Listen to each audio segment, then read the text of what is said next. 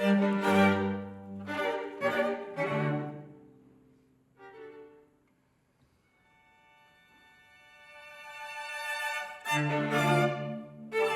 think chamber music is a way for an audience to really feel a very personal connection to music.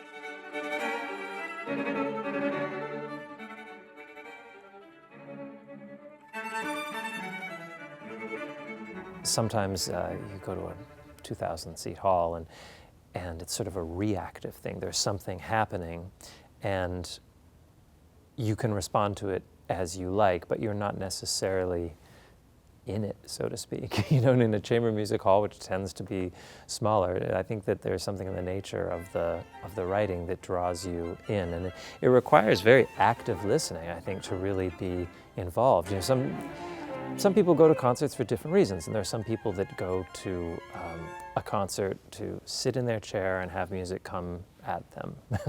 And I think there are other people that go to a concert to really engage, so to speak. And I think for those types of people, chamber music is really a perfect medium because, you know, you're up close and personal, and it is so conversational among the players. I think that it becomes, as I said, a very active kind of listening experience. Because of the focus on the blend and matching of colors, and especially in the string quartet, I think chamber music is something special. It's different from orchestra. And I just love music in general. That any chance to see people performing live is different from hearing it on your radio or on a CD. To watch musicians on a stage making music in the moment, it's something that the next time it's performed, it's a completely new creation of that piece. Yes, the notes may have been written on the page before, but coming to live music is really something special. I feel very lucky in my career that I get to do a lot of different things, working solo with orchestra, but also solo violin work and recitals with piano and work with the quartet and other mixed chamber music. And these are all things that, in a way, engage different parts of my musical personality, and you know, I get to check off different things on my wish list. And I think, honestly, each one of them makes me better at the other. They help do their part to make me a more well-rounded musician and a more well-rounded violinist. I think that I am at my best when I'm dealing with a mix of different challenges, you know, quartet and solo and stuff with piano and concertos with orchestra. All these things, they help the other.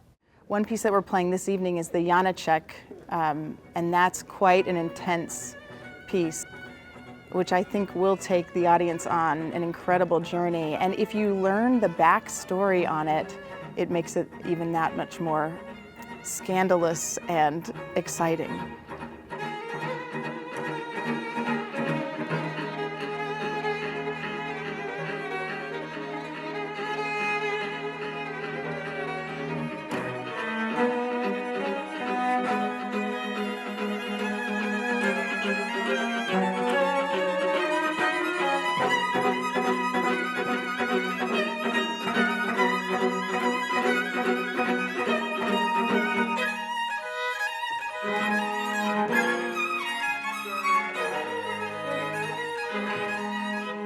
You can totally approach listening to music as when I go into an art gallery, I don't know everything about the artworks that I'm looking at or the painters. So you can come to a concert and totally take it in with fresh ears and have your own take on it. I do think it's really interesting to get the backstories on pieces, and there's some pieces that have more of a backstory than others. Some composers that are that live such interesting lives that it actually does enhance your perception of the piece as you're listening to it. And the Janacek is an example of that, to really know what he's writing about, the Kreutzer Sonata, and the overlapping of Tolstoy, Beethoven, Rudolf Kreutzer, who's a violinist, and a painting, and this piece by Janacek, and they've made movies about it, and you know, so there are pieces like that are so interesting when you get the chance to hear them live. I can't think of anything I'd rather do.